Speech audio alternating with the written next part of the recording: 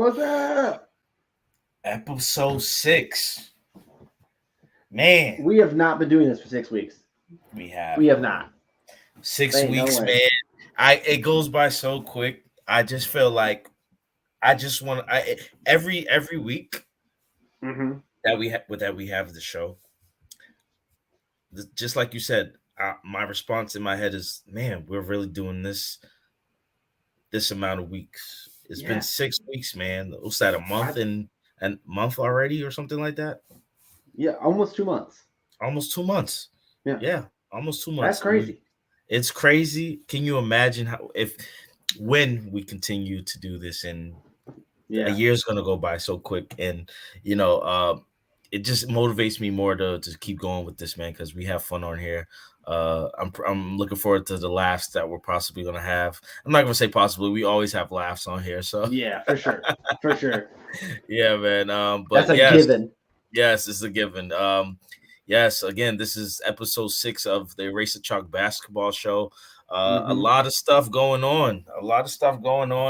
In the news with certain players getting signed. We're going to talk about Demarcus Cousins going to Milwaukee Bucks, the defending champs. Milwaukee.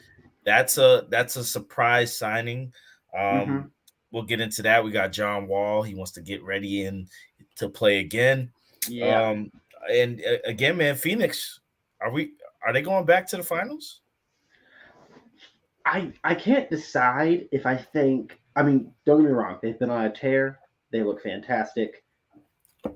Do I think they can beat the Warriors right now? I don't know. This week's going to show. This week's going to show. They have to get past Golden State. Okay. Yeah. Every team in the West has to get past Golden State right now. They look like a juggernaut. It's remarkable, and Klay Thompson. They just put him in the G League just to get some reps in. Him and Wiseman. And can you imagine him and Wiseman getting reps in the G League, getting that chemistry down packed? And once they get to this already well-oiled machine, can you imagine what the Warriors are going to be? Now, with Phoenix, I do feel like the Suns, they have an advantage on this Warriors team because of their experience getting to the finals last year. Yeah. Obviously, you have Steph, you have Draymond, Kevin Looney, Andre Iguodala, they're champions. Yeah. But again, when Klay comes back, they'll have. Oh yes, when Klay comes back, I would have loved, even though because Phoenix and Warriors play this week, I would have loved to see Klay in this this game. But I think this is it's not gonna show much because it's still early in the season. But I do feel like this is a statement game for the Warriors, because I feel like since Phoenix already showed us last year that they got to the finals. Obviously they lost, but they're picking it right back up, and I think this is a huge test for the Warriors because Chris Paul is leading the league in assists, Devin Booker dropping back-to-back 30-point games. I just feel like, listen, DeAndre Ayton is actually turning into that double machine that I've been wanting him to be. And the fact that the Suns still don't want to sign him to an extension is like, I don't know. I said this when he got drafted. His ceiling for me was Dwight Howard. I thought he could be the next Dwight Howard. I was like, he could be a double machine, high defensive ceiling. Yeah. If he didn't get that Dwight level of cockiness, I think he was going to be fantastic. I haven't seen him perform to quite that level. He kind of disappeared in the playoffs a couple times. And I was like, he gone. We lost his seventh footer somehow. Man.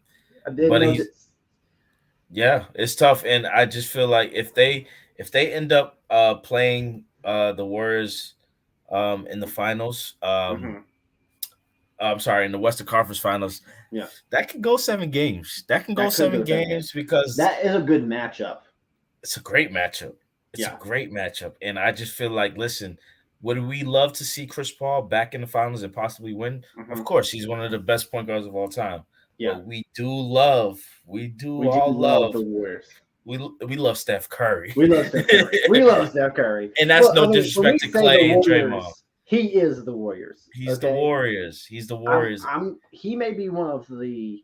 This is a bold statement, but he may be one of the few guys we see in this generation of basketball who's probably going to retire with the same team he got drafted by. Oh yeah. Okay, I don't think Steph's going anywhere. All right. No, and that's rare now. Guys move around so much; it's rare for a guy to stay with a one team his entire career. But I think Steph is going to be a guy who he retires a Warrior for sure. Well, you just trust the process, right? Like Steph could have been one of those superstars that, after their 5-year run to the finals, they had that 1 year where the year after he broke his wrist or his hand, and they were the last place team in the NBA, but didn't have a bounce back year the year after, even though they didn't get to the playoffs. They learned something about themselves. Yeah. Now I think it was a big offseason for the Warriors to pick up certain guys that they picked up because Steph Curry saw that, and Andrew Wiggins. Now, if Andrew Wiggins wasn't playing, and you've been talking about him, Reece, you've been talking about Andrew Wiggins, man. I've been really impressed on his game. The biggest challenge I feel is when Klay comes back. Where's Andrew Wiggins gonna be? Is he still gonna be that player that's been playing very well consistently? Or is he going to take a back seat to Klay? I think Klay should come off the bench and be one of the best 6 men in the world. But what's your take on that? See, this is hard for me because I think you can get Andrew and Klay and Steph all on the court together because Klay's a shooting guard. Wiggins is a small forward. They play opposite of each other. But my concern would be Jordan Poole. Jordan Poole has been playing excellent right now. Yes. And you would have to convince him that he is the guy in charge of the second unit for this to work. You have to be like, hey, you're not going to start because they're not going to. If Klay plays at 70% of what he was when he got injured, there's no way they're going to start Jordan Poole over him. Okay, like we both know that talent level is way too high, way too high. But then they have to say to him, because he's been playing really well this year. They have to say to him, we know you're not going to start. You know you're not going to start, but we want you to be the guy for the second unit. Okay, we want you to when our starting five go to the bench, you come out with Andre, and you come out with who's their backup point guard right now? They got Gary Payton Jr. Gary Payton Jr. Yeah. What's his name? Otto Porter Jr. Yeah, you come out with those guys. You're in charge of that unit. Ooh, and with a Wiseman, because you got to think. I've been so impressed by Kevin Looney as the center so far. Now, again, Wiseman brings a better height, better athleticism, but I just like Kevin Looney in that first lineup because think about it: Kevin Looney, Steph Curry, Klay Thompson, Andrew Wiggins, and Draymond Green. Oh my God! Like, listen, I know we're talking. I know we're talking about the Warriors and us talking about I know we were talking about the Suns when we started off, and us talking about the Warriors right now. And the Warriors are going to win the championship if they stay healthy, man. I'm sorry. They are. I'm sorry. I agree with you 100%. It's the Suns are playing very well, but listen, when you see Steph Curry and Klay step on the floor, you have to pick them up at half court. Yeah. Maybe not Klay because Klay's going to just move around from screens. But Steph Curry, did you see what he did last night against the Clippers? It was angry Steph Curry. It was brutal. That's rare. Okay, do not make that guy mad. That's a crazy person move. Okay. Don't make him mad. Okay, there's a lot of guys in this league you can piss off and get away with. You piss off Steph Curry, and he starts playing angry basketball, you can just go to the bench. You done for the night. This dude made a fadeaway 3-point shot because you remember he got a tech, and it was a foul. It was a foul. He got fouled. Yeah. The ref didn't call it. But when he made, I think it was a few possessions later, he made a corner three. Clippers call timeout. He's doing a tech sign to the ref, like, yeah, tech that. It's like, I love angry Steph Curry because that means he's already locked in naturally. But if you piss him off to the extent of like, listen, you didn't give me that call, you didn't give me Steph Curry this call. Yeah. Listen, man, and and again, we'll piggyback back on this Warriors Suns, little, not a rivalry, but little like, hey, first and second place team in the West. I really want to get into and what we talked about offline, man. I know you really had a hot take, man, on on a particular team. Let me pull this up real quick. I like to pull this up. Let me see. Yeah, he likes to get the stickers out. Reese's hot take, man. Reese's hot take. What we got, brother? All right. Okay. If there's anybody listening in right now who is a Trailblazers fan, I want to say I have nothing against your team, but it's time to get rid of everybody. I know that sounds crazy. You've got a lot of talent on that roster. You guys have had a lot of great chemistry together, but you've been a middle-of-the-pack team for way too long now. All right? Way too long. Way too long. And you're not progressing. Like, it's not like you're bringing in guys who are turning your guys into a better team. All right. Like, the building stage is over. You're just plateaued and you are not going anywhere now. You get knocked out in the first and second round. You're not getting anywhere. If you're okay with being that team, okay, that's fine. That's your deal. If your fan base is cool with being we make it to the playoffs, you're the Tennessee Titans of the NBA. All right. You look great in the regular season. You have some fun games. You got some fun players. You get to the playoffs, you fall apart. All right. You become a one-trick pony. You rely on Dame to make game winners in Game 7 over and over again. He can do it. He can do it, but not every night. Not every night. Okay. CJ McCollum disappears the minute the playoffs start. Name one good playoff game he's had. The only one I can remember is it was 2018 against the Nuggets. It was a Game 7, and he had one of the best playoff performances of his career. But that's it. And that was 2018. It's been a minute. It's been a minute. Yeah, it's been a minute. If I'm the GM of that team and I realize now that the team has plateaued the way it has, it's time for me to start considering a new rebuild. Yeah. Especially this year with the guys who are going to be coming into the draft out of college this year. Guys like Chet Holmgren and Imani Bates and Paolo Banchero. Yep. This may be the time to just go ahead and be like, all right, we got to start over. Okay, we're not getting where we want to go. If where you're wanting to go is a championship, you're not getting there. All right. Not getting there. You're stalling out over and over again in the playoffs. You're a first and second round team. You can get some great trade value out of a lot of guys on that team. Okay. CJ and Dame will get you some good trade value. They're sitting in the 6th seed right now. They're 10-10. If you think about it, Reese, this is the best that they're gonna do. This is the best they're going to do. If the playoffs started today, they play the Utah Jazz. Where do you think that's going to go? That's not going to be They're going to lose to Utah. They're going to lose to Utah. And then let's say worst case scenario, you drop down, you play the Suns. And if you drop down to the 8th, you play the Lakers. Now, the playing game puts in a lot of you have to take that in consideration. But I feel that's where the Blazers sit, man. That's where they sit. And I think this is one of those moments where you got to consider, is it time for a rebuild? Is it time for us to consider build a new team, get some trade value, send Dame somewhere? I mean, there's a lot of teams in this league who, if he was actually up, we'll take him. Boston will take him. You'll take him right now. You'll take him right now. You'll take him right now. You're like, you want a first rounder and Marcus Smart and Jaylen Brown? Sure, take go him. ahead. See you later. It's fine. See you later. I think the Lakers would be willing to trade their soul for CJ McCollum. I mean, if the Lakers get a grasp on CJ McCollum, because listen, Westbrook's been playing very well these past few weeks. That's what they need. The Lakers are lacking shooting.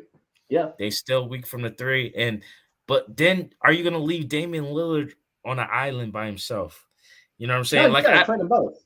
Yeah, you got to trade them both out of there. And my question for you, Reese, is like, do you see why Damian Lillard is loyal to a fault with being like, because I get it, but at the same time, I'm just on some stuff like, listen, Damian Lillard, you're one of the greatest players in the world.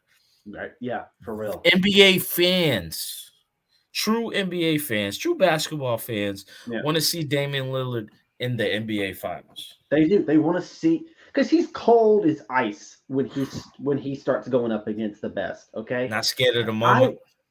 I will never ever talk bad about Damian Lillard after that shot he put up over Paul George. That was brutal. Okay. Bye. That was brutal. Okay. And Paul George during like the press conference being like, it was a bad shot. I don't care if you hit it or not. I was like, it sent you home. It sent you home. I don't know what you're talking about. Sent you and Westbrook home. That's right. And he just walked down the court and put it up over your head. Like he's the type of player that in a Game 7 NBA Finals, 5 seconds left. Mm-hmm. 5 seconds left. Time. Oh my gosh! What? Every time. And that's the shot. Like, let's say he misses, I won't get mad. No, because I know he can hit those game winners. He's shown it. Yeah. He might be the clutchest game winner in the league. I think. Like he's by far, at least. Top 3. And I can't see now. Who else is that clutch with 5 seconds left? You got maybe Kevin Durant. Maybe. Okay. If he was in the league, Kyrie Irving, because Kyrie has proven he hit NBA. He saved LeBron, in my opinion. But I just feel like Damian Lillard's that dude, man. And listen, I don't want to see Damian Lillard get swept in the NBA playoffs the first round.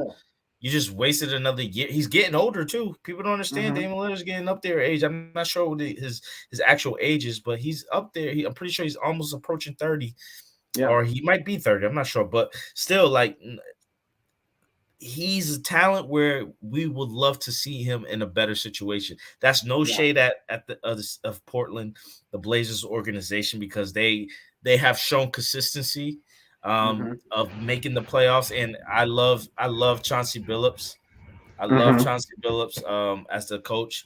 I just feel like they need to move in a different direction. And I think for all sides, even CJ McCollum, because like you said, man, we want to see him because he's a great player too. Yeah, great talent. The time is done, man. Like you've been with them for multiple years now. I've reached your ceiling. You could have got to the finals. You should have took advantage when you got swept by the Warriors without Kevin Durant that 1 year, and you didn't take it. So, I think ultimately it's all going to come down to I'm getting so excited for this trade deadline because I really want to see what's going to happen and there's some teams in this league that I'm like right now, if you put Dame in the mix, they're a playoff team. Okay. What if he goes to the Bucks? If he goes to the Bucks, I'm terrified.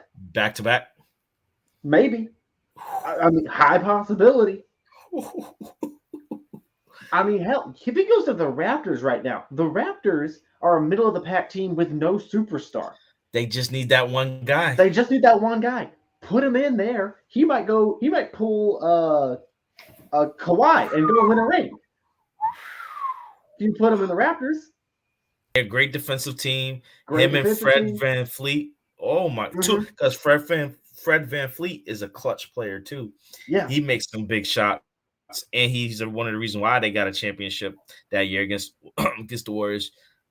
I could see Dame Lillard in multiple situations. I could see him. Yeah, I could see him in Boston. I could see him with LA. The two LA teams actually. Yeah, I see him with the Clippers. Oh my gosh! If I'm the Clippers right now, this is controversial. Hot take inside of a hot take, but I would trade Kawhi for Dame. I'd do it. I'd do it right now. As Kawhi keeps disappearing in the playoffs, and he's hurt. Dame is never hurt. Dame is clutch as hell. I'd bring him in. I'd be like, Kawhi, you're out, man. Sorry. We're here. Without hesitate, no hesitation. No hesitation. None. Cool. The Claw? I would send him right now. For Dame.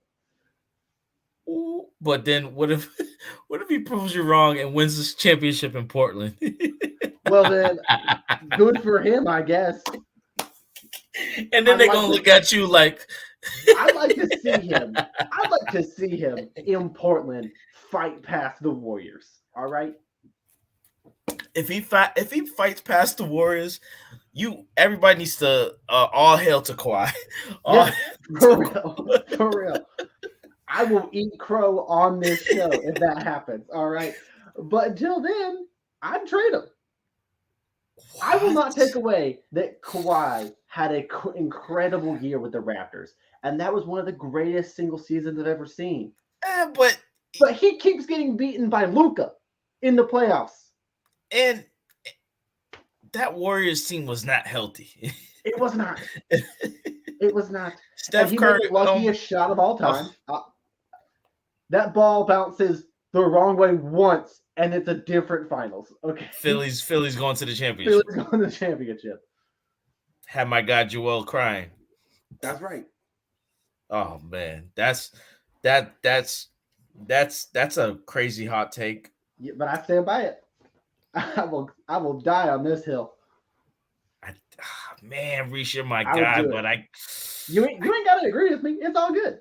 I ain't mad at you would trade Kawhi for Dame? Where's Kawhi now? You're right, but guess what? This is why Tyronn Lue is one of the best coaches out there, because they're not. It's not like they're in last place in the West. They're fifth place at 11-9. All you need to do is stay in the middle of the pack and avoid the play-in game, because Kawhi will be back. And listen, in the West, I'm not really seeing anybody. I'm not scared of the Lakers. I think the Clippers could take the Lakers with a healthy Kawhi. I feel like the Clippers can beat I'm reading this might change, but the Timberwolves, they've been impressive. I'm not scared of them. I don't think they can beat the Suns. I don't know, man. They almost beat the Suns. They lost in 6 against the Suns last year.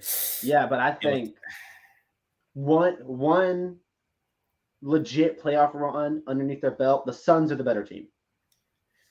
With a healthy Kawhi? That's the thing, though. Is he going to be healthy? I get it. Is he going to be present? I get it, but he's resting. And like I said, and I'm not scared of the Mavs with the healthy Kawhi. I'm not scared of the Jazz. The only team I'm looking at is the Warriors. And I'm not gonna lie. You know what? I'm about to switch it right here. I'm about to switch it up on you. All right. I have 2 hot takes, but I'm gonna go with this one. All right. If a healthy Kawhi Leonard, I mean no other nagging injuries. Kawhi is Kawhi Leonard, working on both sides of the floor, a great offensive threat, a great defender, with a healthy Paul George. Clippers in 7. Really? Clippers in 7. You think so? Clippers in 7. Because you want to know why? Because you want to know why. When the playoffs start, and again, I understand Clay, Draymond, Curry, Andre Iguodala, but this is when the Warriors are going to miss easy money sniper. I know. You're right. That's the Slim Reaper, the ashy legs, the ashy legs. You ain't gotta come at him like that. Damn.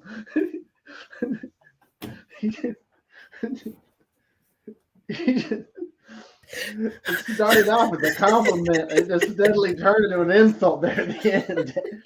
Jesus Christ. Listen, he got caught. You're right. He got caught. You're right. He got caught. But back to listen, they're gonna miss him. And I'm talking about Kevin Durant, everybody. I'm talking about Kevin Durant. You're gonna need him. You're gonna need somebody to make Kawhi sweat a little bit more. Steph Curry makes you sweat. But about Steph Curry, he hasn't really proven to be clutch in the finals or in the playoffs. He's not a clutch player. He's a great player, but he's not a clutch player. Like he's made big baskets, but has he made that basket? Has he made that one that's like a Kyrie Irving in the NBA Finals, like bang? You're right, but with the way the Warriors' defense is this year, if Steph goes off like he's been known to do in the first quarter, he goes like 9 for 9 in the first, can the Clippers catch up if the Warriors keep playing defense like they've been playing? See, you have a point there because you're gonna have to match some points. You're gonna have to match. But again, this is if they get somebody in the trade deadline or the buyout, the Clippers. Yeah. Let's say they add another shooter. Let's just say Damian Lillard comes to the Clippers and you don't have to give up Kawhi. And they don't have to give up Kawhi? Then, if they bring in Kawhi, if they bring in Dame and they still have Kawhi and they still have Paul George, they're the favorites. Warriors in 7. Clippers in 7. I would say that. I would be willing to admit Clippers in 7. But I got Clippers in 7 without Dame Lillard. I do not. I don't think the Clippers get to the Warriors they have not proven, even when they were healthy, that they can put together a good playoff run. Kawhi disappears at random.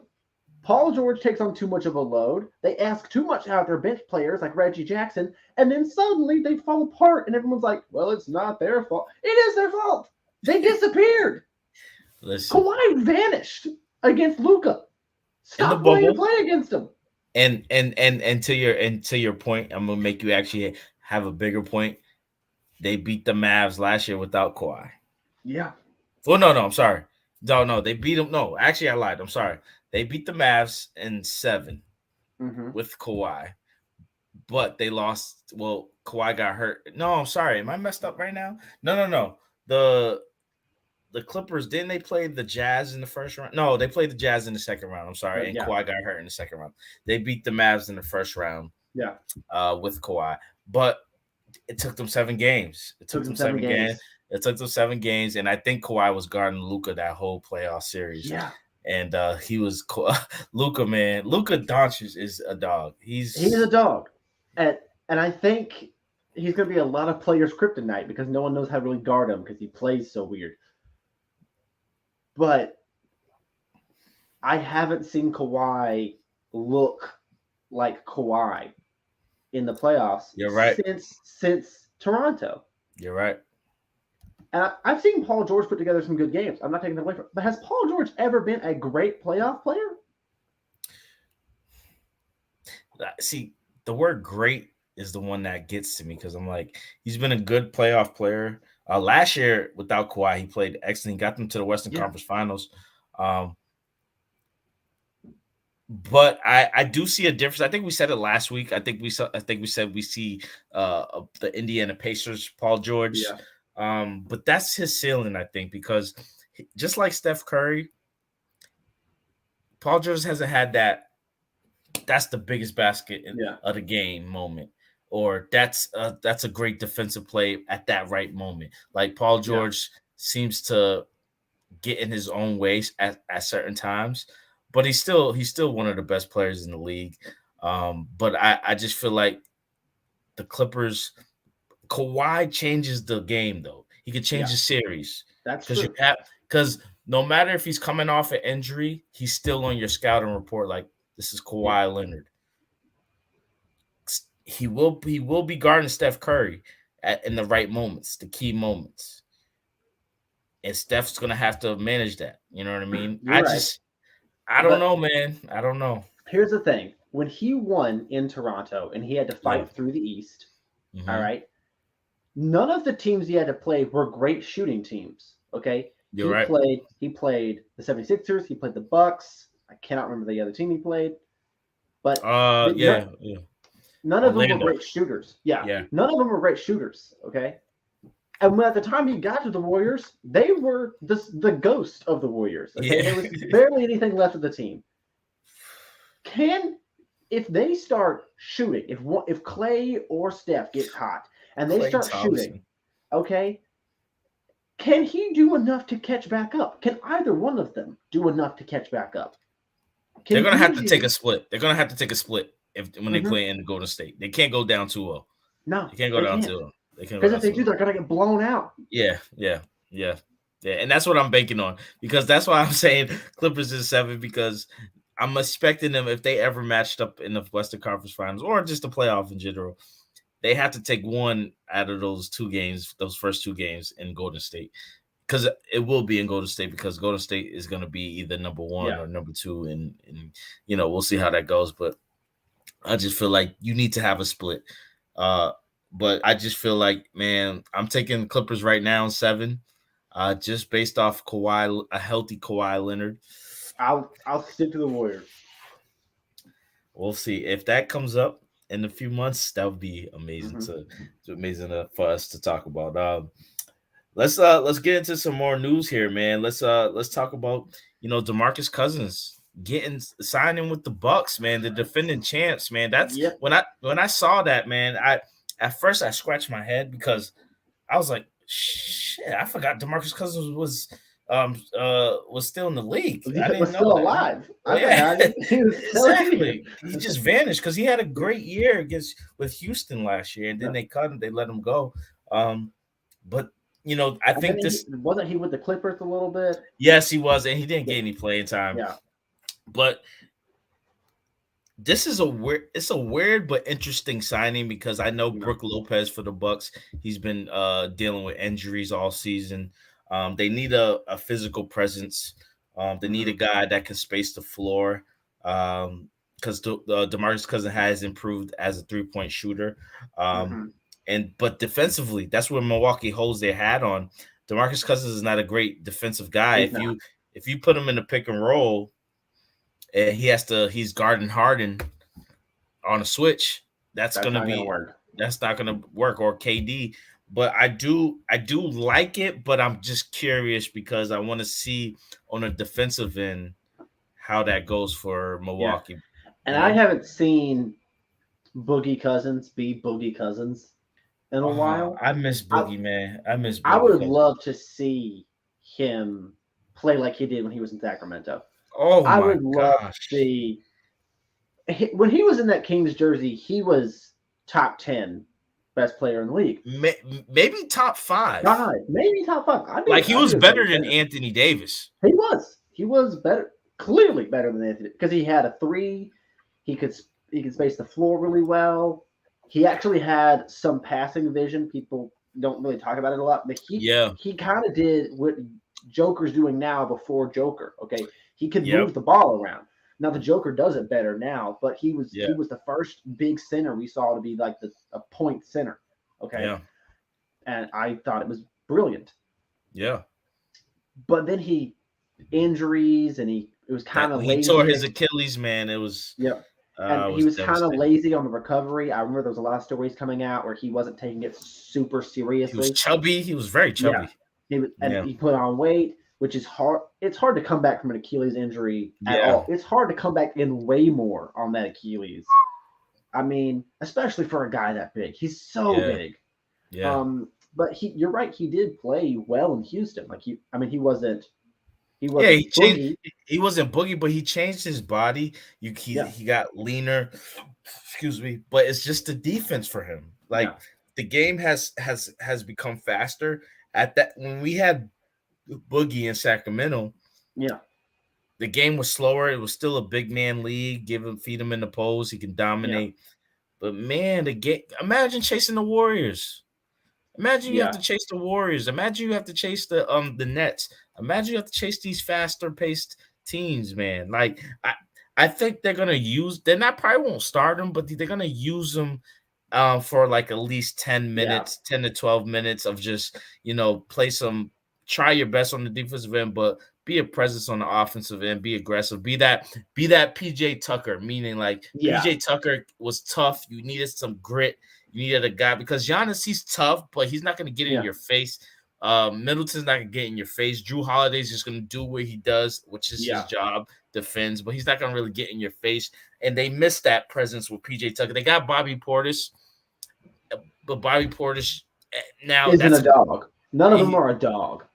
They're not a dog, except for Giannis, right? Yeah. So And I'll give Middleton. He's a dog in his own way. Yeah. Drew Holiday's a dog in his own way. I've ever yeah. seen.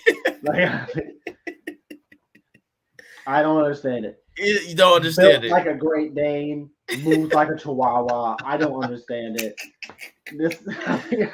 Because he goes hot and cold. Middleton will go 50 points against your Hawks, for example. Sorry to bring that bad memory, but there ain't nothing I can do. There ain't nothing I can do. And we're on some win streaks right now. So Hey, listen, your Hawks, man, when Trey does the shimmy, when he get his shimmy back, let's go. Oh man, the league better, because he hasn't been pulling from half court in a minute. But now it looks like playoff Trey again. Yeah. I think he's mad. I think he's straight up mad that they started the season poorly. And I think he's like, hey, guys, get your shit together. Get your shit together, or I'm about to be like a LeBron and go to the front office and start trading you, motherfucker. I start trading you. Yeah, you're about to go, all right? You about to go. Hey, I'll call Boston right now and get Jaylen Brown in here, and we could we'll send Bogdanovich. We'll send Herder. I'll take him. You know what? Because we'll clean it out. John Collins he's performing well. Capella's getting back to the defender, the that presence, that double machine. Yeah, the double machine. Trae Young. The two shooters, they're starting to pick it up again. Yeah, Bogdanovich and Herder. But you gotta get rid of Lou Williams. I think he even mentioned this is his last year. Yeah, you got to move off of him. You got to move off of him, and I'm pretty sure the contract's movable. So. Who else you got to move? Cam Reddish. I feel like Cam Reddish, he can be a factor for you guys, but I feel like if you got like a LeVert, I'll take that's a hard for me. I would take a LeVert over Cam Reddish for sure, because LeVert has been proven to be a more clutch player in the playoffs. He can put up more points than Cam can drop 50. Has done. He's dropped. We've seen him drop 50. So I think Cam Reddish, if he would I haven't seen him hit his ceiling yet. I don't feel like. I feel like I'm still waiting on Cam to get there. Do you think the Hawks has slowed his process? You think he can be like a Karis LeVert where you need to trade him so he can show who he really is? I think probably that would be best for him. Yeah. I think he needs to go to a team with more veteran presence that can teach him how to get to what I said this a long time ago. I thought he should have gone to the Warriors in the draft. I thought he should have gone and he should have I thought he could have been another Jordan Poole for them. He could have sat on the bench for a while. He could have played behind Steph. He could have learned how to that because he's got a good stroke. The guy can shoot. Yeah. He just hasn't like honed it and become like that fearless shooter who like it doesn't matter if you're in his face, he's still gonna pull up and sink it and turn around before it even goes in because he just knows that it's going in. Right. I wanted him to go to the Warriors and be on that bench. Do I like him as a bench player? Yes. Do I think he is like the second unit leader? No. And you would think that's his job. Yeah. If we could afford the contract, I'd say bring in John Wall as our second unit leader, and we could do some stuff with that. But we can't afford that contract. I mean, because I think you guys are lacking toughness a little bit because Trae Young, we're a finesse team. Yeah, Trae Young he's tough, but not every night. Like you got to really piss him off. You got to really piss him off, or because he doesn't really. Size, it's hard. Yeah, and sometimes look, I don't know if you remember this. I forget which game it was. I forget if it was in the playoffs or it could have been the year before. But like, it's what you said. You guys are a finesse team. I remember Trae Young tried to put it between somebody's legs, and the guy just shoved him. Trevor Ariza. It was like, man. Right. He's like, what and you that's doing? when he had been like 4 games. He had been nutmegging people, just like dropping it between their legs. Yeah. Like, you can't be doing that. Can't be doing that because they're gonna let you know. And I think it was a couple nights ago. I saw Trae Young do the rondo behind the back, and that is cool. But listen, you're gonna go against the wrong group of guys. That New York season series was very tough for you guys. I think that toughened you guys up. I think that's what's gonna be the deciding factor for y'all once y'all get into the playoffs. You're gonna run into a team that is grit, that is tough. You need like a John Wall to back up your guys, but then that's going to be a lack of shooting for you guys because you guys are a shooting team. But at the same time, y'all don't have a guy that can really, except for Trae, and maybe sometimes Cam Reddish, but to get to the basket with ease like John Wall can. John Wall can't because he's so fast. Like he comes up the court and nobody can get in his way in time. And can you imagine him drawing double team? Trae Young's gonna get it open. Yeah, actually, you could probably start John Wall and Trae. No, would you drop Bogdanović or to the bench or? No. I would put Herder on the bench. I would move Bogdanović to the small forward spot, and I would have John Wall play at the two. That would be my lineup, and because Trae is so good off of a screen that you need him on the court as the point guard, okay? But the minute that John Wall comes down the court and draws a double team, pass it out to Trae, who gonna guard him? And Trae Young needs a break off the ball because throughout the playoffs, teams started to adjust and double team him every time he got off the screen. I do say one thing about the Hawks that I feel like you guys should work on even more, and this is to Coach Nate McMillan. Sometimes you guys' offense can be so predictable. Like it's a pick and roll. Very one-dimensional. Yeah, it's a pick and roll. Trae Young do the work. Now adding the John Wall, that changes everything because now you can still run the same offense, but now it's a different type of offense at the same time because John Wall. Now they're probably going to play under the screen because John Wall can't shoot. Yeah. But if he still has that quickness in him, he still can get to the basket. Him and Capella, oh my gosh, alley hoops every. Oh, I just love that idea. Now and John Collins. John Collins can go up on an alley hoop, man. I forgot about John Collins. So if John, I'm sorry, Reece, you could probably agree to this. The NBA needs to start listening to us. We have some good. We have some great ideas. We got some great ideas, man. Like seriously, because we should be GMing a team. That's what should be going on right now. Like, listen, like, because I'm really thinking about this. I'm like, listen, what? But would y'all take his contract? That's the thing I'm talking about. See, and I'm $44.5 million.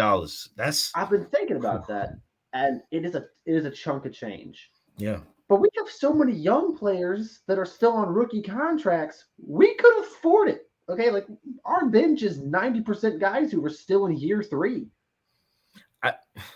But I don't because I saw a list of teams that he would want to go to. He obviously everybody would love to go to the West Coast, the warm weather. I think he said the John Wall would love the 2 LA teams, and the Bucks. John, no offense, but they don't want you. We'll take you in Atlanta. Well, I don't know now because I just I don't even know if I should say this, but like there's a story that came out that Atlanta, you guys are approaching voting, and there's like a woman that's is running for office. I forget what type of the mayor or something like that, but they're gonna take away strip clubs. So I don't know if that's gonna be. That ain't gonna work. That ain't gonna work. All right, know your audience, Atlanta. All right, I gotta say this to you now. You're the R&B city. They gotta be strip clubs. All right, that's just how R&B artists are made. All right. So I don't know. I don't know if NBA players are gonna want to come to the Atlanta because that's a big part of our culture out here. This ain't all right. That's an important part. You know what I mean? Lou Williams, I'm pretty sure he goes to they call him Lemon Pepper Lou for a reason. You know what I mean? Right. He got in trouble from the bubble, but it's just but I would love for players to think about Atlanta because you have to give Trae Young more pieces to the puzzle because Trae Young, he doesn't get hurt often. He's still young. I would say he needs to bulk up just a little bit more. Yeah, I know he doesn't want to affect his shooting a lot, but look how Steph Curry became. Steph Curry's jacked now. Yeah. You know what I mean? That's why he's one of the leaders in steals right now. You can't push him around or hide him on defense anymore. Like Trae Young, man, if he bulks up just a little bit more. Yeah. I just feel like it changes the game because people still attack him on the defensive end. Yeah. And you during that Sixers series when they put Ben Simmons on him, he struggled getting around Ben Simmons. He struggled. And it was mostly because Ben would just bump him a little bit and Trae Young will fall apart and stuff. So he was still cooking, but still it took him you could tell he was a lot more gassed and stuff. So I really feel like players should look at Atlanta because they're building something. They're trying to. They have a great coach. They have a great culture. And we were Eastern Conference Final team last year. All right. It's not a bad place to come to. Yeah. And I just feel like, listen, if everything falls right for Trae Young, because he deserves to keep going. Everybody was rooting for him like he was the villain. Yeah. But also at the same time, we loved it. We loved it. And I just feel like I'm hoping the Hawks continue where they're going right now because they are balling. And they're playing like that. We're starting to recognize them how they were playing last year, man. So again, man, I would love to see John Wall go there. He can go to multiple teams. I would love to see him with the Celtics. I would love to see him with different the two LA teams. But yeah, man, let's take a nice break here. Let's get after break. We'll get into some Wizards talk. Fourth seed, they're looking good. We'll get into the Pacers. You liking the Pacers, right, Reese? Yeah, they look like they're putting together a good little win streak. I'm starting to wonder about that roster. Yeah, and yes, and we'll end it with some Lakers talk. So we'll be right back. Yeah.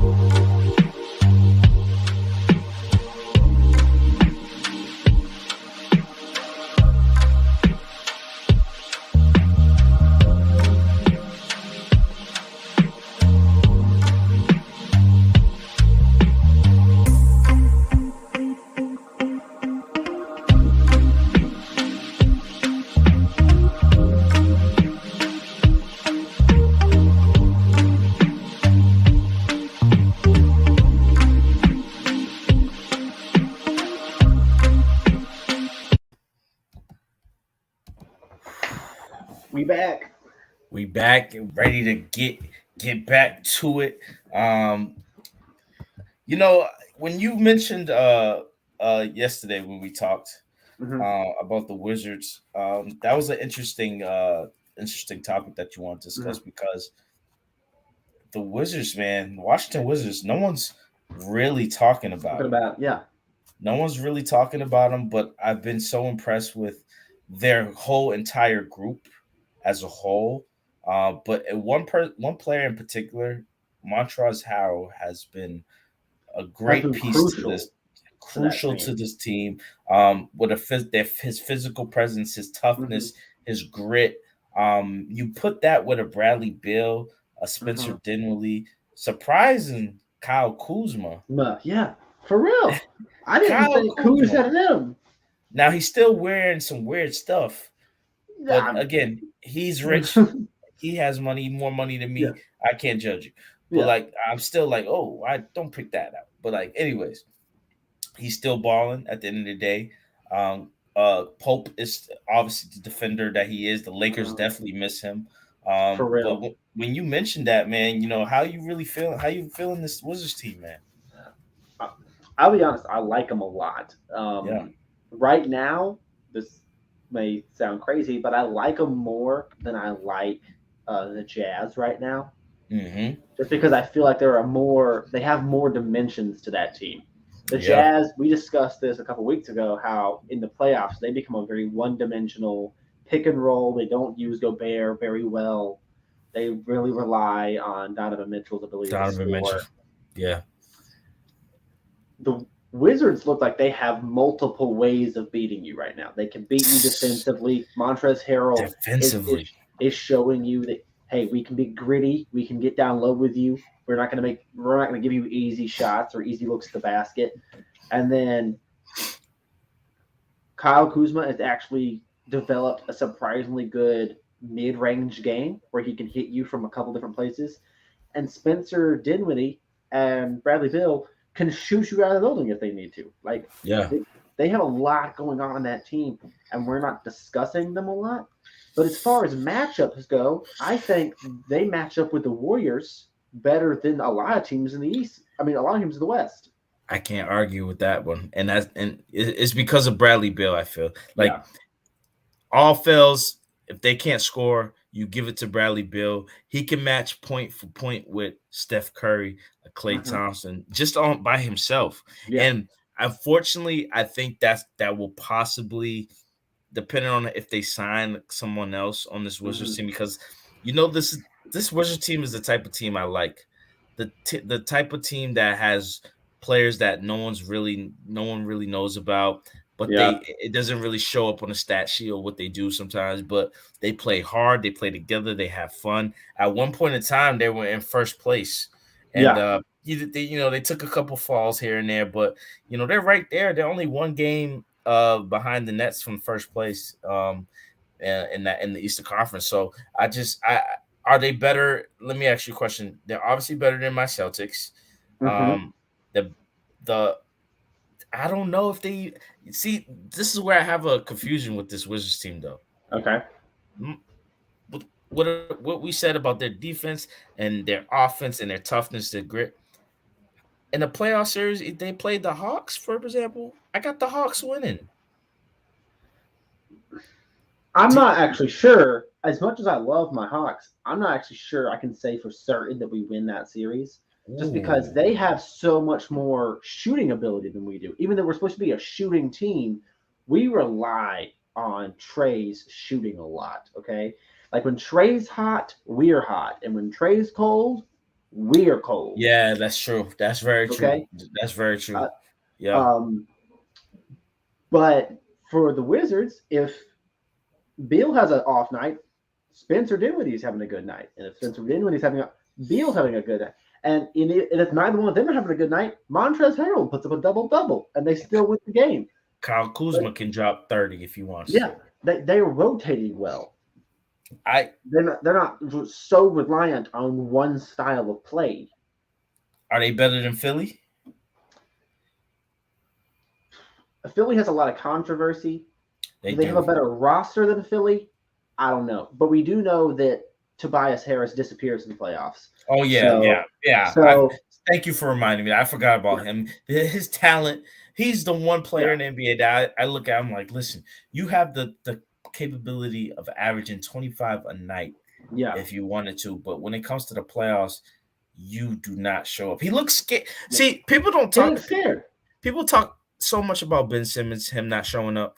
Tobias Harris didn't show up in that Hawks series either. No, he did not. He got lost but beneath John Collins somehow. Come on, man. And it's not fair to Ben Simmons because everybody – Ben Simmons, yes, he had games where he didn't show up in the fourth quarter. And he made the dumbest pass I've ever seen. Dumbest pass. You're not complaining. But it's like, I'm not complaining. But Tobias Harris did not show up. Joel Embiid, he showed up, but he could have did more, right? Yeah. Seth Curry was obviously balling. But that was it. Danny Green was hurt. But nobody else showed up. So, yes, I think they're better than the Sixers. Are they better than the Knicks? I think so. Even though big news. I would say. Yeah, I would say they're probably better than the Knicks. They're probably not a better post team than the Knicks, but they're They're a far better shooting team. Are they better than the Hornets? Yes, they're better than the Hornets. The Hornets are young. And it shows in a lot of their games that they get cocky when they get a lead. They let it get away from them sometimes. They led the Warriors in the last game they played against the Warriors, and then the fourth quarter came there, and the Warriors blew them out because you can tell when they start getting a lead and they start feeding off each other, they start letting the other team. But they gas you up. They gas you. They do. They do gas you. So smart. But then they get like sloppy. Like they're like, we're in the lead, we're doing well. You can't be sloppy especially not against Steph Curry. Okay, no. Do not get sloppy against Steph Curry. I don't care if he's 0 for 10. Yeah, he can go 10 for 10 in fourth quarter. He can go 10 for 10 in that fourth quarter. Be careful. So I think they're a better team than the Hornets. Are they better than the Bulls? I don't think they're better than the Bulls. I would say they're probably evenly matched with the Bulls. Evenly matched with the Bulls. I would take them as an even. I would take that series goes 7 for sure. Are they better than the Bucks with the signing of Demarcus Cousins? I haven't seen them play with the Bucks yet, so I can't say for certain. I haven't seen them play. But as of right now, they're a better shooting team. I don't think they have an answer for Giannis. No one does. They don't have a defensive answer for that. But that being said, if Bradley Beal gets hot, can the Bucks catch up with him? I would say the reason why I would say the Bucks are slightly better is because Drew Holiday can guard Bradley Beal. Yeah, that's true. And Chris Middleton can go shot for shot when he's on with Spencer Dinwiddie. And Giannis. And Giannis is just Giannis. Yeah, Giannis is just Giannis. Montrezl Harrell can't guard Giannis. Are they better than the Heat? They have the same record as the Heat, 13-7, and the Heat are in second place. I don't think they're better than the Heat. I think the Heat has some more veteran experience with Kyle Lowry, championship DNA, and Jimmy Butler, and what Tyler Hero and like Duncan Robinson and the young guys on the Heat are doing is really impressive. So I don't think they're better than the Heat. And the first place Nets team. Listen, the Nets, they're in first place, but are they playing like a first place team? I wouldn't say so. I was going to say that same thing. I think in a 7-game series, the Wizards probably win that. Right now, no, I'm not saying I'm not saying that's still the same thing by the end of the season, but I'm saying right now, as connected and synergized as the Wizards are versus what's going on in Brooklyn in a 7-game series, Montrezl Harrell is going to put a body on Harden. He's not going to do many fouls as he wants. I don't know how they match up. That team doesn't look like a great synergy team to me. They just look like a great talented team that's winning because of that. Now, that's probably going to change before the end of the season, and by the time the playoffs get here, I don't take that. But if the playoffs started right now, I'd put money on the Wizards. You are on a roll with these hot takes, brother. Kevin Durant? Look, I love Kevin Durant, but we saw what happens when he becomes a one-trick show against the Bucks last year. Because Harden doesn't show up sometimes either in the playoffs. Yeah, and especially now when he can't get his fouls as easy. That's true. And he's gonna have to body around with Kuzma and Montrezl Harrell. Okay? You're right. He's gonna get tired. He's gonna get frustrated. He's probably gonna get a technical called on him. Yeah, you're right. Still a hot take. Take. I'm not saying that it's not crazy what I just said. Okay, I know what I just said is insane. All right, I'm just saying right now, if the playoffs started today, I think the Wizards are the better playoff team right now. I agree. Yeah, that's actually a good take because they're playing the best. This Wizards team is different. I can see why Bradley Beal wants to stay, but this all, like you said, can crumble, and the Wizards could just be like the worst team in the league. You know what I mean? Exactly. And by the end of the season, I'm sure the Nets are going to have a much better looking team. I'm sure the synergy is going to get together. When the playoffs start, they will look like the better team. If they don't, I would be very surprised. But right now, if the playoffs started and they had to match up with the Wizards, I'm going to be like, I don't know who wins that. Probably the Wizards. Man, you're on a roll, brother. But yeah, we'll keep our eye out on this Wizards team. They've been playing really well so far. And I'm sure, hopefully everybody stays healthy, but injuries could change the course of a season, and we'll see how it goes. Let's switch over to Indiana, man. You liking this Pacers team, brother? I'm liking the Pacers team. Yeah. They kind of look a little old school to me, but the way that they're playing some very slasher kind of basketball. Yeah. They take it to the hoop a lot. They're very aggressive, very post dominant kind of team. Yeah. But where they are right now, like in that conference, they can win being a post heavy team. Okay. Like they don't have to outshoot a lot of guys right now. Yeah. And I need Miles Turner to finally get to his ceiling. Who is he? He's had some games where I've been like, oh, you can see it. You can see it. And then he'll just he's been in the league too long, Reese. He's been in the league too long to be still not being talked about as one of the best bigs in the league. He should be up there with an Anthony Davis. He should be up there with a Karl Anthony Towns.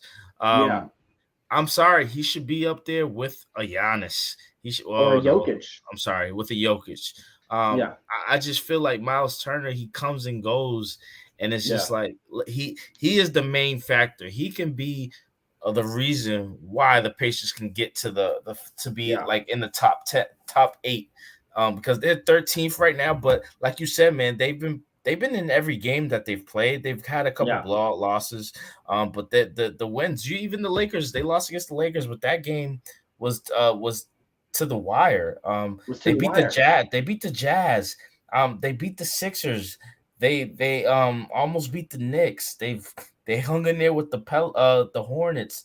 They beat the Bulls last Monday, 109-77. They lost to the Lakers by 8.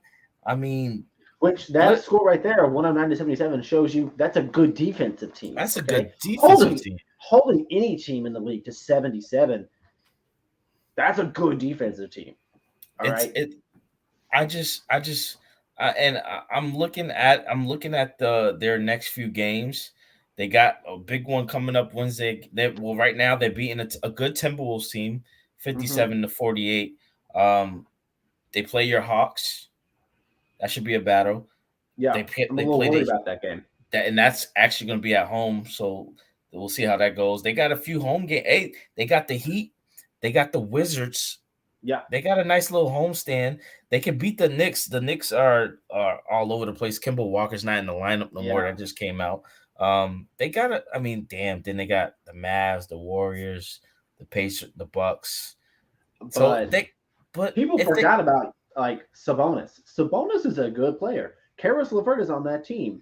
Like there's enough talent there for them Malcolm to Brogdon, challenge a lot of people. TJ.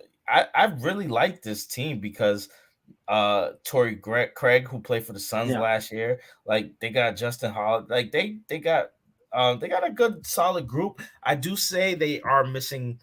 I would say they are missing that one or two, that one scorer that can just score and dominate a game, and another big that can just really. I would have seen Demarcus Cousins on here. This type of team, you know what I mean? And this leads into my hot take from earlier.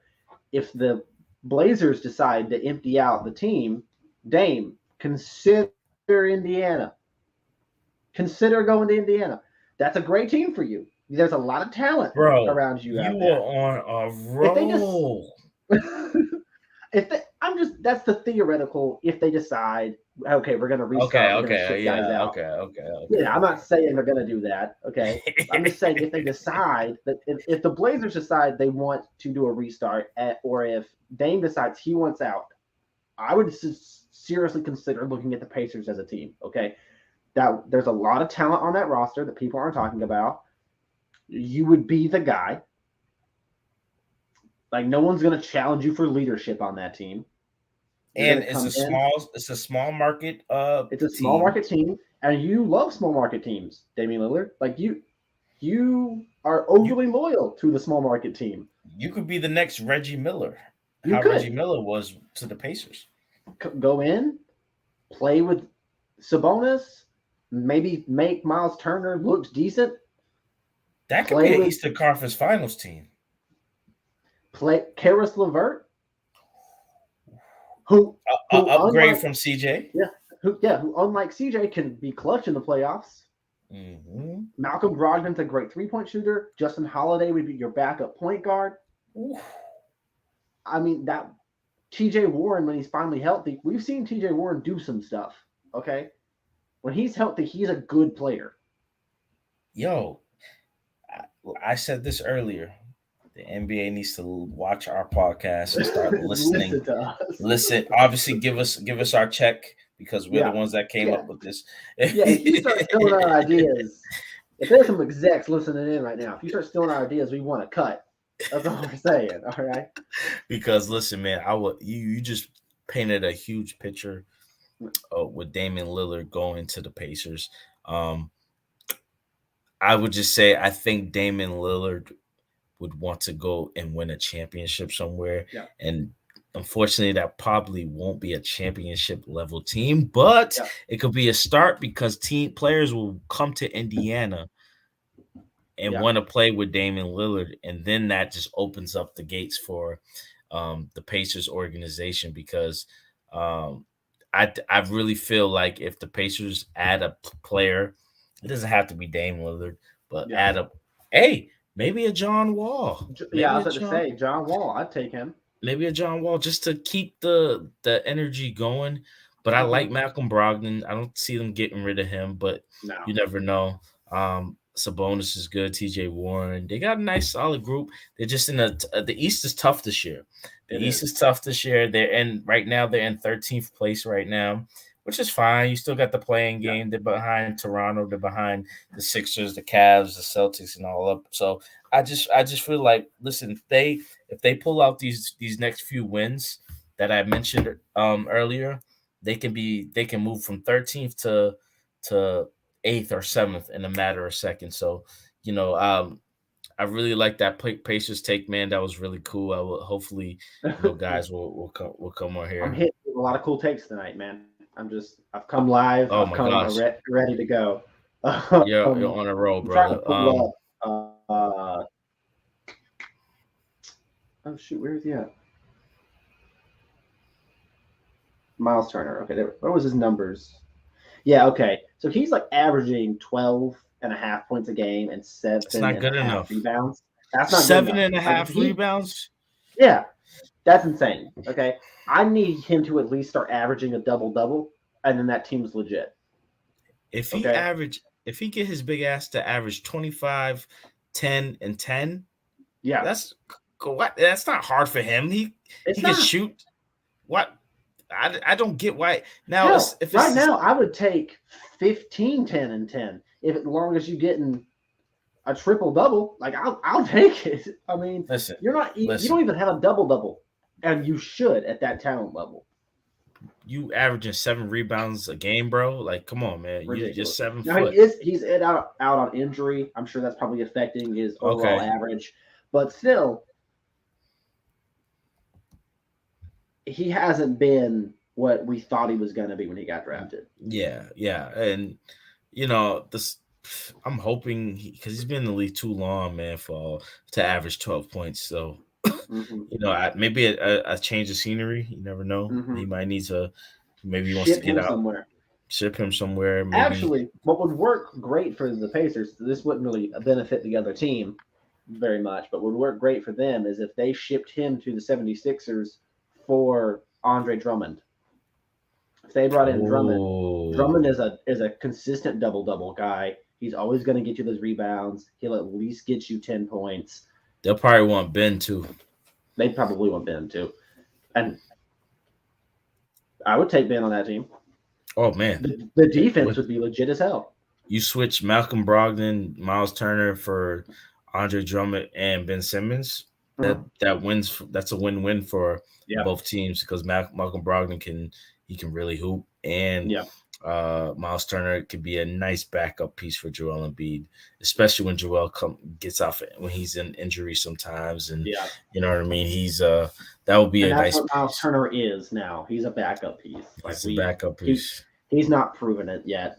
I don't think he's going to. You're right. He's been in the league too long to have not. Too long to average 12 points. Yeah, it's ridiculous at this point. But yeah, we'll be looking out for the Pacers, man. My last take, man. I wanted to get in with about the Lakers. All right. I want to. We always talking the Lakers. We always talk about the Lakers, and because they've been there hot and cold. But I want to pull out a stat. The last 4 or 5 games. All right, Westbrook has been first. There's a game he scored 26, 9 rebounds, 10 assists, 48% field goal percentage. Another game, 31 points, 13 rebounds, 10 assists, 57 field goal percentage, 57%. Third game, 20 points, 7 rebounds, 5 assists, 33% field goal. Fourth game, 29 points, 10 rebounds, 11 assists, 56% field goal. And then last, 25, 9, and 9, 63% field goal. Westbrook, you expect this from Westbrook because we've been on his case a little bit. We have. We've been on his. I think the whole world's been on his case.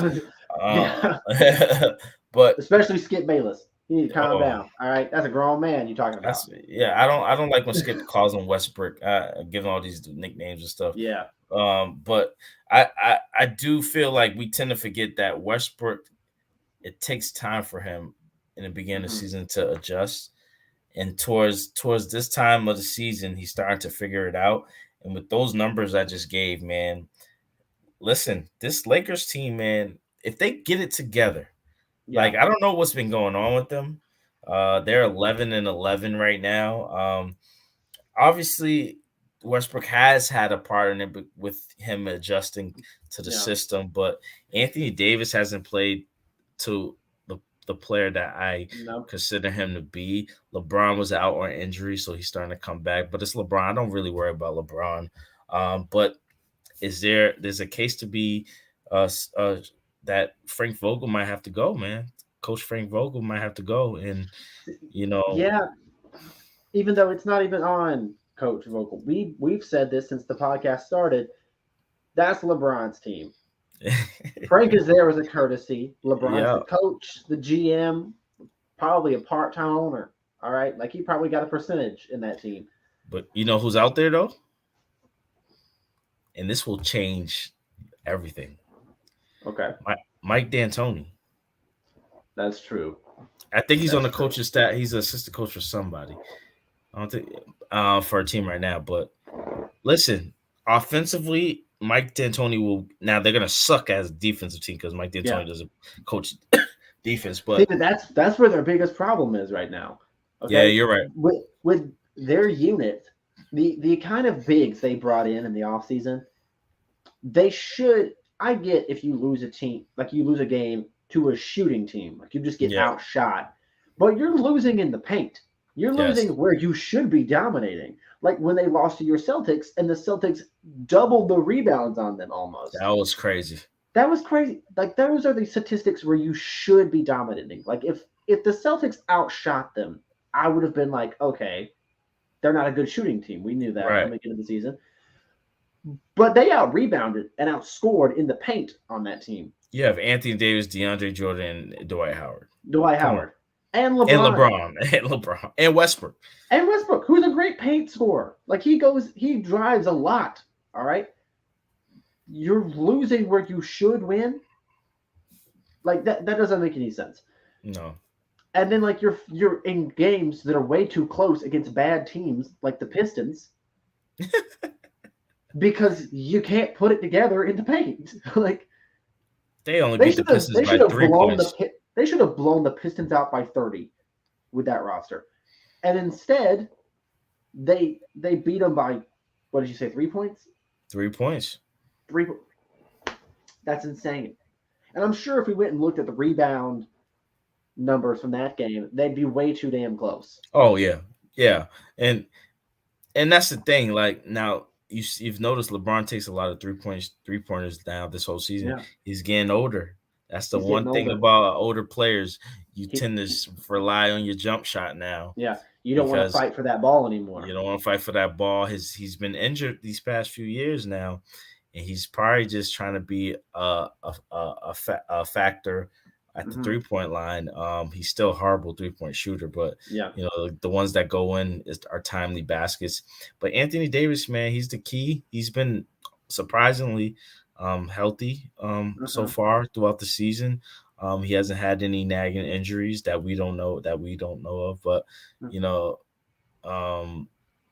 LeBron, man, LeBron. I'm not worried. Anthony Davis is the key. Westbrook, he's picking it up. But again, and the reason why I don't want to see anybody get fired from their job, but when you've been around a certain coach for past few years now, you tend to get bored, and it shouldn't be that way because you won a championship with Frank Vogel. You won a championship with him. It was you know what I mean? So maybe they're not really buying into the system anymore. But again, ultimately, it's the players. The players got to show up. Now they're missing Trevor Ariza. They're missing Kendrick Nunn, who hasn't played all season. No. They got Avery Bradley starting. He's older now. He still is a good defender, but he's getting older. Rondo doesn't even play no more. Carmelo's starting to look like bad Carmelo. Yeah. Even though he's been a good 3-point shooter for you guys, but that's starting to fall. Can't play defense. Yeah, and now everyone knows the only 3-point shooter is Carmelo. We can put a guy on Carmelo. We can double team Carmelo. I mean, he's the only dude who's a threat from behind the line right now. They should have got Buddy Hield, man. They should have got instead of Westbrook. They should have got Buddy Hield or Lillard. Could have changed that team. They would have been a different team entirely with either one of those guys. But I don't know. LeBron wanted to play with Westbrook.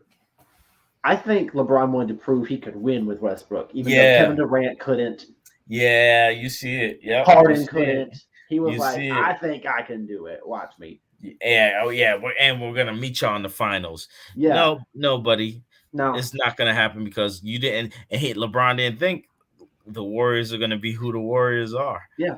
And go ahead. You run up with Steph Curry right now. What the hell are you gonna do? Have you noticed we've been talking about the Warriors all episode? It's because they look so dominant. Oh my gosh. They look so scary. Oh my god. It's exciting. It is exciting. I watch them as a team and I'm like, I can't find a weakness right now for them. You wanna find a weakness. I'm looking for one. I'm looking for they're bad here. They're a good rebounding team. They're a good defense. They're number one. I told you a few weeks ago. Yeah. They're number one all over the table. All over the table. I'm like, this is the most insane thing I have ever seen. Even when Kevin Durant was on the team, they weren't a great defensive team. Okay? It is great. They can outscore you. They're the best defensive team in the league now. It doesn't make any sense at all. So LeBron didn't put that in a factor. He's like, yeah, the Warriors are gonna. Clay's still injured. Yeah, we got Westbrook, AD. Brought back to White. We got Trevor Ariza, Kendrick Nunn, blah, blah, we should blah, be the blah, better blah. defensive team. No, buddy. It's not happening. The Warriors beat y'all opening night. You know what I mean? Hand it to you. So, LeBron, you did a bad GM job. You might want to rethink your moves here. But I think the Lakers. Let me check where they're at right now in the standings right now. Okay, they're in the 8th seed, so they're in that playing type of vibe right now. Still early in the season. They could turn it up, but they also may not because teams that are trailing them. It is only going to get harder from them here forward. It is, and I'm looking at their schedule right now. They got the Kings, who they lost to in triple overtime. Which was insane. A few nights ago. They got the Clippers. That might be a win. They got my Celtics coming into town. That's another revenge game. They got the Grizzlies. John Morant getting hurt. They're getting kind of lucky with the schedule. I mean, they play the Thunder. Well, I don't know. We all know how to play against the. I can't explain it to you. They lose to the Thunder. That might be a loss. Did you see the Thunder's Rockets game the other night? I did not. That score blew out of the. Collectively, they scored 300 points. What was the score? It was 146 to 149. listen, Like man. I was like, defense disappeared. Apparently, they forgot. Listen, those are one of the two horrible teams in the league right now, and they just wanted to have a pre-All-Star game because they're not going to be All-Stars. You guys don't play defense. We won't. Have a good night. But yeah, man, they got the Magic, then they got the Mavs. They got a nice schedule.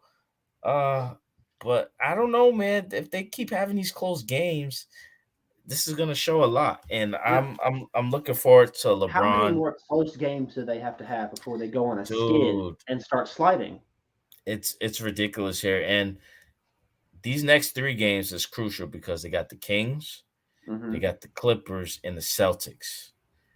They have to go. They should go 3-0 because the reason why I say 3-0 because my Celtics too inconsistent. The Clippers, they don't have Kawhi. The Kings, we'll see. You know, see if LeBron needs to set the tone tomorrow night against the Kings. So you know the Lakers, man, they're in the 8th spot. We'll see how they do there, man, and you know we'll definitely get back to them because we're all, like you said, we're always talking about the Lakers, man. Always. And we'll see. Anything LeBron James is on, I'm going to talk about it. Yeah. Unfortunately, this is how this works. We decided to do a basketball podcast. We should have just called it the LeBron Show. It's because I think part of it is, well, for me, I kind of like the Lakers losing right now. You know what I mean? Me too. Because I want to see angry LeBron. I want to see a LeBron James that just dominates. Because obviously I want to see him in the playoffs. Yeah. But I want them to wake up as a group because, you know, AD and LeBron should win you a lot majority of these games, and you shouldn't be almost beating. I mean, almost losing to a Detroit Pistons team that has a bunch of rookies and are in the worst team in the Eastern Conference. So you know, we'll like you said, we'll keep going on with them. You know, like always, man. You know, we appreciate everybody on tonight's show that showed out. Thank you so much for tuning in. That tuned in. You know, like I said, Reece, man, like I said in the beginning, I love coming on here every Monday night with you, bro. Just talking some hoops. Obviously, we got some good laughs in. We got too many hot takes, I think. Too many hot takes. Hopefully, they don't tear down the strip clubs in the ATL. Hopefully. You know, but you know, it's been a pleasure tonight, man. I can't believe this is episode 6. Episode 6. Episode 6 weeks, y'all. That's crazy. 6 weeks, and we're gonna keep moving. We got you guys. We're gonna get some guests on here, man. It's just so tough with the season coming right now. We're gonna continue to look for those guests and approach that. But again, we appreciate people that come on here and you know like to hear us talk some basketball. So you know, episode 6 is a wrap. Anything, Reece, you got to say, brother? Just thank you to everybody who tuned in. That's all. Yes, sir. And you know, we appreciate again everybody, and we'll see everybody next week. All right. See you guys later. Peace.